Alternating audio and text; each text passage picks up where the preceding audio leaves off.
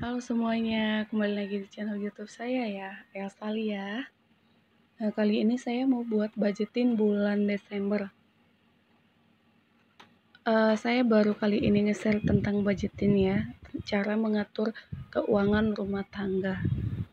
Semoga nanti kalian bisa mengerti, soalnya karena saya baru perdana nge-share budgetin ini. Kalau misalnya ada yang salah, mohon dimaklumin ya. Oke, lanjut. Di sini saya ada pengeluaran dua macam pengeluaran. Yang pertama m-banking, yang kedua cash. Nah, yang m-banking ini saya ada 5 macam poin ya, atau 5 poin yang saya masukin. Yang pertama saving. Di sini saya selalu mengutamakan menabung dulu, sisihin tabungan dulu, baru sisanya bisa dipakai buat keperluan selama sebulan. Karena kalau kita menyisihkan tabungan itu di akhir, kita itu bakal menabungnya sedikit gitu. Jadi di sini saya yang nentuin paling pertama itu tabungan. Saya harus patokin tabungan sekian gitu. Nah, sisanya bisa dipakai buat keperluan sebulan. Lalu kedua ada kontrakan 520.000. Di sini saya masih kontrak ya. Terus yang ketiga ada asuransi 300.000. Yang keempat ada listrik 200.000. Terus yang kelima ada pulsa 50.000. Ini pulsa hanya untuk saya. Kalau suami itu dia beli sendiri. Soalnya dia masih punya penghasilan ya penghasilan sampingan gitulah. Tapi saya nggak bikin di sini soalnya emang penghasilannya nggak tentu jumlahnya. Lalu di sini kenapa saya pulsanya segini aja? Karena di sini kita pakai wifi.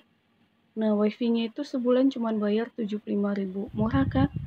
Iya murah, soalnya kita barengan sama tetangga gitu. Jadi yang bayar wifi ini suami saya nggak bikin budgetnya di sini. Jadi total pengeluaran saya di m-banking itu sebesar 2.570.000. Terus poin yang kedua ada pengeluaran cash. Nah, ini pengeluaran saya rutin selama sebulan ya. Di sini ada belanja mingguan 800.000, ada gas 50.000. Kenapa 50.000? Saya butuh tabung gas itu selama sebulan itu 2. Terus ada sampah 25.000 karena kita tinggalnya di perumahan, jadi ada uang sampahnya ya. Terus ada persembahan, ini persembahan mingguan, saya Kristen. Jadi setiap hari Minggu itu kita selalu ibadah ke gereja. Nah, di sini kita ada persembahan mingguan itu setiap hari minggunya, jadi saya budgetin 240.000. Terus ucapan syukur. Nah, umat Kristen juga ada kayak ucapan syukur seperti ini ya. Jadi di sini saya budgetin 100.000. Ini kita memberinya seikhlasnya aja. Terus ada beras 25 kilo sebesar 270.000. Berasnya cukup banyak ya, soalnya iya kita itu 4 orang dewasa.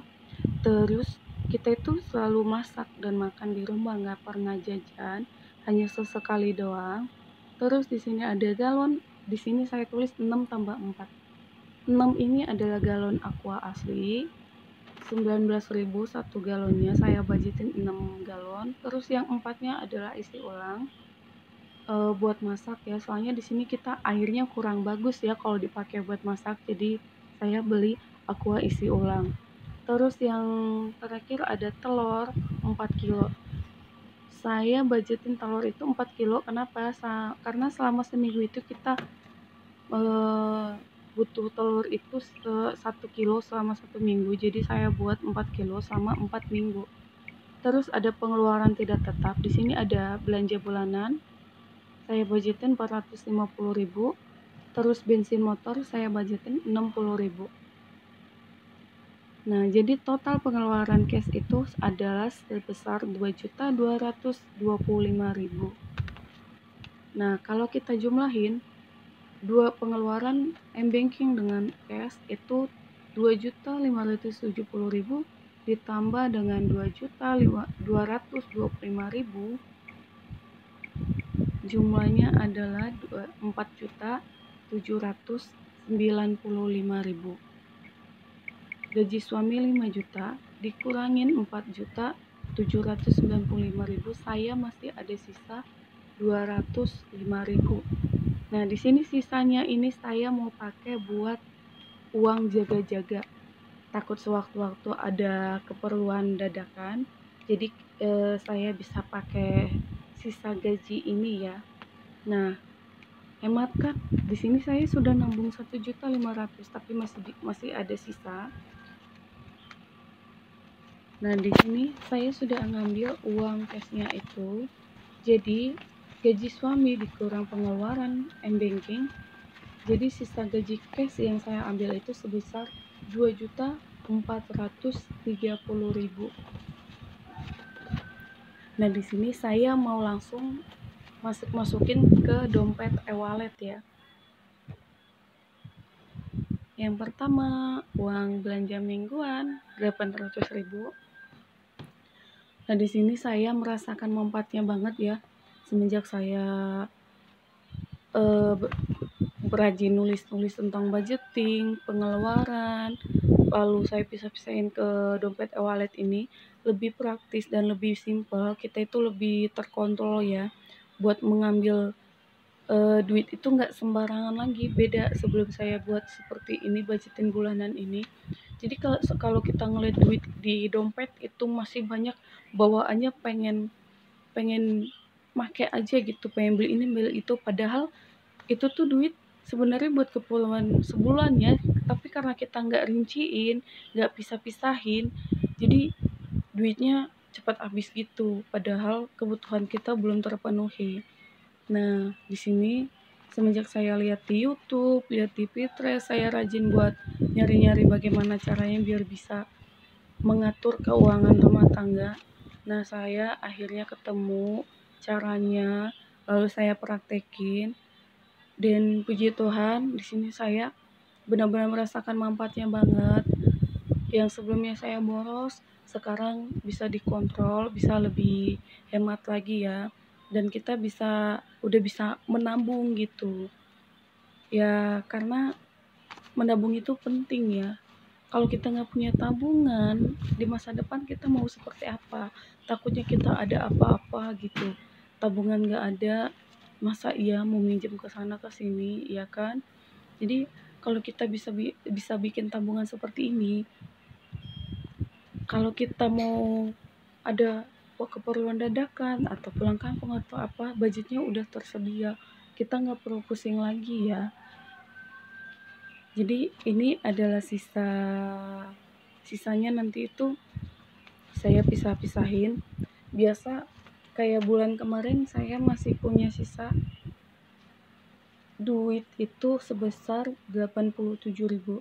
Nah, biasanya kalau saya punya sisa uang belanja bulanan, uang belanja atau uang selama sisa sebulan itu, nah itu saya ambil buat dimasukin ke tabungan ya. Saya bikin tabungan di rumah itu dari botol aqua.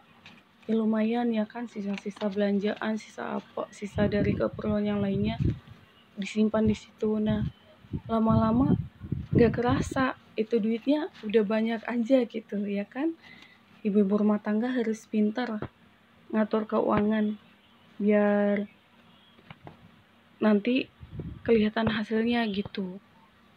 Nah, sekian tentang budget bulanan saya, udah dimasukin semua ke e-wallet. Lalu di sini itu nanti saya mau buat budget tracker. Nah, budget tracker itu tentang apa-apa aja yang kalau kita keluarin ya, duitnya dipakai kemana gitu. Nah, saya ini sering mencatat pengeluaran, mau itu 1.000 perak, 500 perak, saya tuh selalu mencatat. Kenapa? Biar saya tahu duit yang saya pakai tuh buat apa gitu. Nah, setiap di akhir bulan tuh saya bakal selalu rinciin pengeluarannya yang berapa, terus yang berlebihan yang mana. Nah, kita bisa seleksi lagi yang nggak penting-penting banget. Nah, buat bulan berikutnya kita bisa lebih mengontrol diri lagi buat tidak membeli hal-hal yang tidak dibutuhkan gitu. Jadi cuman lapor mata pengen beli ini gitu, jangan. Jadi kita harus bisa mengontrol itu ya. Dan di sini saya mau buat budget trackernya itu, saya mau bikin 3 kolom ya. Kolom yang pertama itu tanggal, yang kolom yang kedua itu ada deskripsi atau nama-nama barang yang kita beli, ya kan. Terus yang ketiga itu harganya. Jadi saya di sini selalu mencatat semenjak dari 4 bulan, 3 bulan yang lalu ya. Saya benar-benar merasakan manfaatnya banget. Oke, semoga kalian nanti bisa ibu-ibu rumah tangga yang lainnya bisa mengikuti cara saya, atau kalian bisa memulai membuat budgeting. Gak apa-apa, pertama-tama emang kita itu nggak langsung bisa ya kan, tapi kita harus mencoba biar kedepannya kita bisa lebih memanage keuangan kita ya. Oke, terima kasih sudah menonton YouTube saya. Semoga apa yang saya berikan bermanfaat.